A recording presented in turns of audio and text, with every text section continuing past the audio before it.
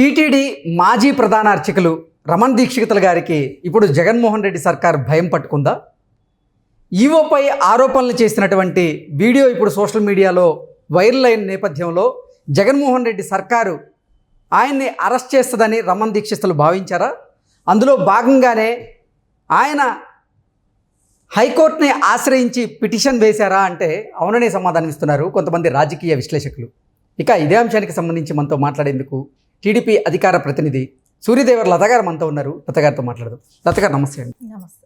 రమణ దీక్షితుల గారికి జగన్ సర్కార్ భయం పట్టుకుందే అని ఆయన రీసెంట్గా ఈవోపై చేసినటువంటి ఆరోపణల వీడియో ఇప్పుడు సోషల్ మీడియాలో వైరల్ అవుతున్న నేపథ్యంలో ఆయన్ని అరెస్ట్ చేయబోతున్నారని ఆయన గ్రహించారని, అందులో భాగంగానే ఆయన హైకోర్టుకు వెళ్ళి నన్ను అరెస్ట్ చేయొద్దు, ఏదైనా ఉంటే విచారణ మా ఇంట్లోనే చేయండి అంటూ ఒక పిటిషన్ దాఖలు చేశారు అంటూ కూడా ఒక వార్త ఇప్పుడు సోషల్ మీడియాలో చక్కర్లు కొడుతూ ఉంది.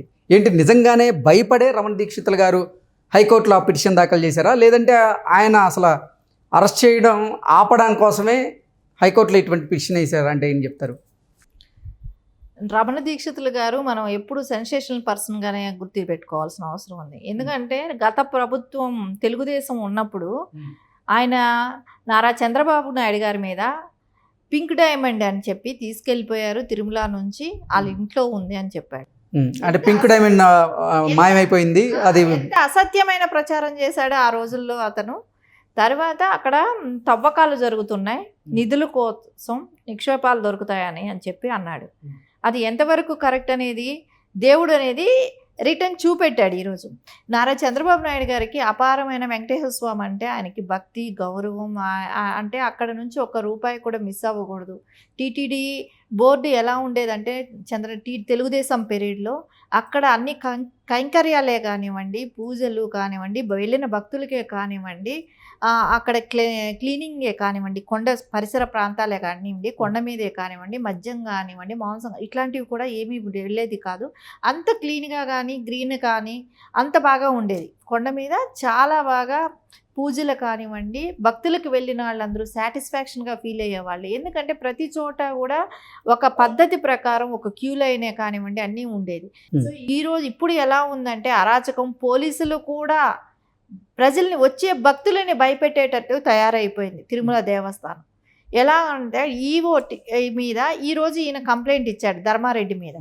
సో అదే ఆ రోజు నువ్వు నారా చంద్రబాబు నాయుడు గారి హయాంలో టీటీడీ బోర్డులో సో అన్నీ బాగా జరుగుతున్న రోజు నువ్వు తప్పుడు ప్రచారం చేశారు. రమణ దీక్షితులు గారు తప్పుడు ప్రచారం చేసి తెలుగుదేశం పార్టీనే కానివ్వండి, నారా చంద్రబాబు నాయుడు గారిని కానివ్వండి, వ్యక్తిగతంగా కూడా ఆయన మీద నింద వేశాడు. ఆ నింద అనేది ఎంత తప్పు అనేది ఈ రోజుటికైనా నువ్వు పశ్చాత్తాపడుతున్నావు, అది నీకు తెలుస్తుంది. రమణ దీక్షితులు గారు చేసిన తప్పులు ఏంటనేది ఆయనకు అర్థమవుతుంది. అర్థమయ్యేటట్టు ఆ ఏడుకొండల వాడే చేశాడనేది మేమందరం నమ్ముతున్నాం.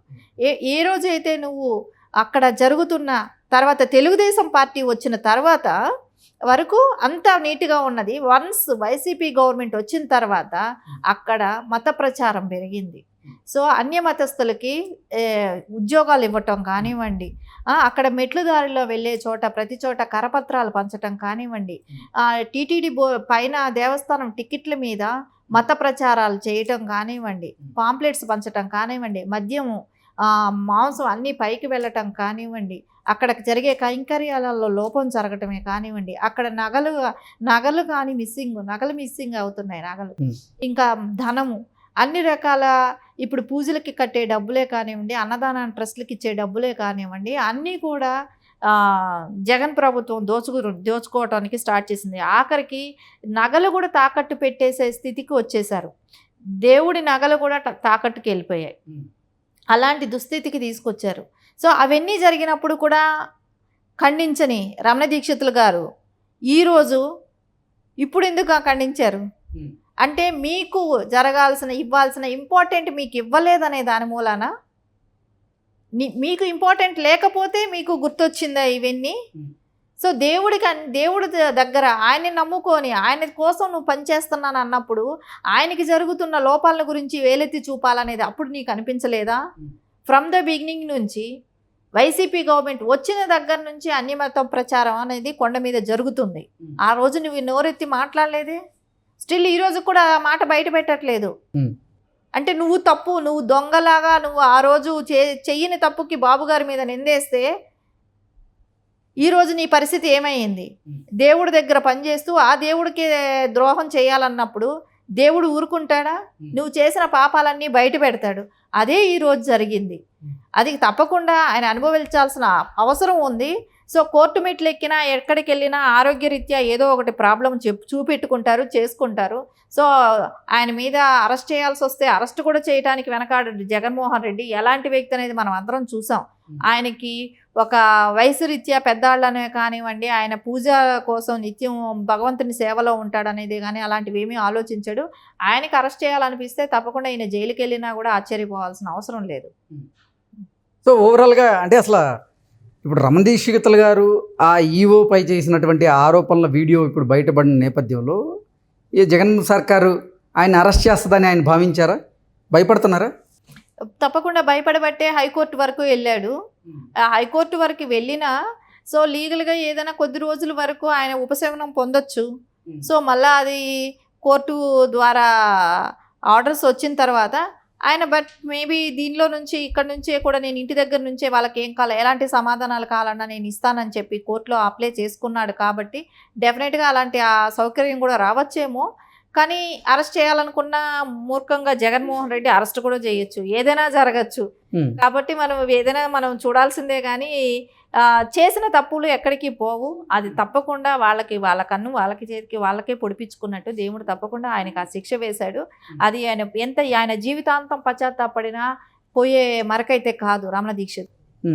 అంటే ఆయన వేసినటువంటి పిటిషన్ మీద విచారణ జరిగే అవకాశం ఉంది కాబట్టి ఆయనకు అనుకూలంగానే వస్తుంది అనుకుంటున్నారా? లేదంటే అసలు జగన్మోహన్ రెడ్డి సర్కారు రమణ దీక్షితుల్ని అరెస్ట్ చేయడం ఖాయమా అంటే ఏం చెప్తారు?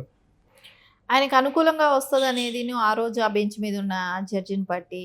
సో వీళ్ళ లాయర్ ఎలా డిఫెండ్ చేసుకుంటారు, వాళ్ళు ఎలా డిఫెండ్ చేస్తారు అనే దాన్ని బట్టి ఉంటుంది. కానీ సో మనం ఇప్పుడు దాని గురించి అయితే క్లారిటీగా అరెస్ట్ చేయాలనుకుంటే మటుకు జగన్మోహన్ రెడ్డి ఎలాంటి వాళ్ళనైనా ఎలాగైనా చేస్తాడు. మనం ఒకసారి చూసాం నారా చంద్రబాబు నాయుడు గారి విషయంలోనే ఆయన మీద ఇప్పటి వరకు ప్రూవ్ కాలేదు. అలాంటి వ్యక్తిని అరెస్ట్ చేయగలిగినప్పుడు ఇలాంటి వాళ్ళు పెద్ద లెక్క కూడా కాదు. ఆయన అరెస్ట్ చేయాలంటే చేయిస్తాడు. కోర్టు ఆర్డర్స్ వచ్చే లోపలే కూడా చేయించాలన్నా చేయించి 2 రోజులు పెట్టినా ఆయన సంతోషపడతాడు. ఒక్కరోజున్నా సంతోషమే అన్నట్టు ఉంటుంది ఆయన పరిస్థితి. అవన్నీ మనం గతంలో చూసాం కాబట్టి ఇప్పుడు కూడా అదే జరగచ్చు కూడా. ఓకే, అందుకే రమణ దీక్షితులు గారు భయపడుతున్నారా? అంతే తప్పకుండా. ఎందుకంటే మా పెద్ద వాళ్ళకే ఇతను చేసిన పని అలా ఉన్నప్పుడు సో నా పరిస్థితి ఏంటి, నేనేంటి, నేను గత ప్రభుత్వాన్ని నేను కావాలనే ఇరికించాలని చేశాను. ఈరోజు నాకు అదే ఇది వీళ్ళ ద్వారా శాస్తి జరిగింది, తగిన శాస్తి ఆయనకి జరిగింది అనే బాధ అదైతే తప్పకుండా ఆయనకు ఉంటుంది. ఆయన బయట నాకు తెలిసి బయట వాళ్ళతో కూడా అన్నారని విన్నాం. కానీ నేను చేసిన తప్పుకి నేను ఈరోజు అనుభవిస్తున్నానని. సో డెఫినెట్గా అదైతే కంపల్సరీ అది జరుగుతుంటుంది కదా. అదే ఆయనకి మనం ఖచ్చితంగా పశ్చాత్తాపడే టైం వచ్చేసింది. సో ఇంకా రిటైర్మెంట్ అయిపోయి ఇదే లైఫ్ లాంగ్ జీవితాంతం ఇంకా ఆయన పశ్చాత్తాపడటమే సరిపోద్ది. ఓకే అండి, thank you so much. Okay, thank you.